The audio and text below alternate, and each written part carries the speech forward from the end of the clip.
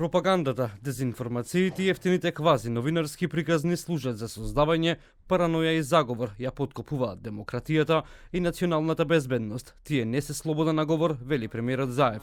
Во борбата против лажните вести потребни се сите страни, еснавските новинарски здруженија кои започнаа иницијатива за создавање регистар на професионални онлайн медиуми.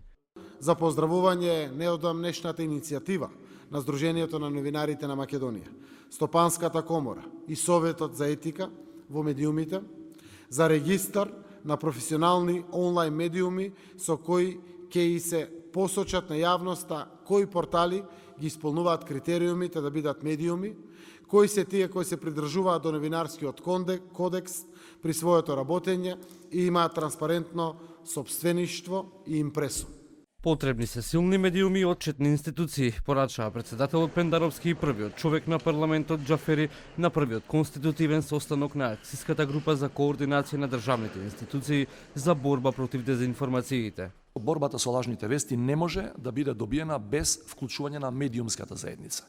Медиумите се столбот на една демократија, општество во кое нема силни медиуми и квалитетни медиумски производи е општество во кое демократијата не може да се развива. Ние како собрание секогаш ќе бидеме отворени за секоја една активност која што е насочена кон спречување на оваа негативна појава и нормално доколку има промена од правење на соодветни измени во постојаните законски решенија. Министерот Поповски вели во тек е изготвување план за справување со дезинформациите.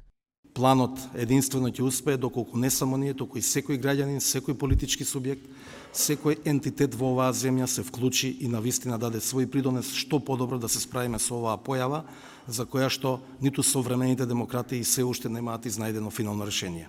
Министерот за надворешни работи пак Никола Димитров денеска се огласи со Facebook статус во кој објави дека се откажуваат тужбите за медиумите во корист на саморегулацијата. Се повика на двете одлуки на СЕМ кои што потврдуваат дека два интернет портали Инфомакс и Република го прекршиле кодексот на новинари објавувајќи неточни информации за наводната вмешаност на Димитров во аферата Рекет. Згрозен сум од дрскоста моето име да се плетка во случај со кој немам врска. Кажав дека правда ќе побарам на суд, но следејќи ги добрите европски практики и апелите на новинарските организации, особено во контекст на најавената силна саморегулација на интернет просторот, се одлучив да ги поддржам професионалните новинари и нивните обиди за воспоставување на ред во сопствениот двор. Новинарските здруженија претходно укажаа на неколкуте проблематични точки во предлог акцијскиот план и побараа вклучување на медиумската јавност во него. Во октомври ќе следат средби со сите засегнати страни во борбата против дезинформациите.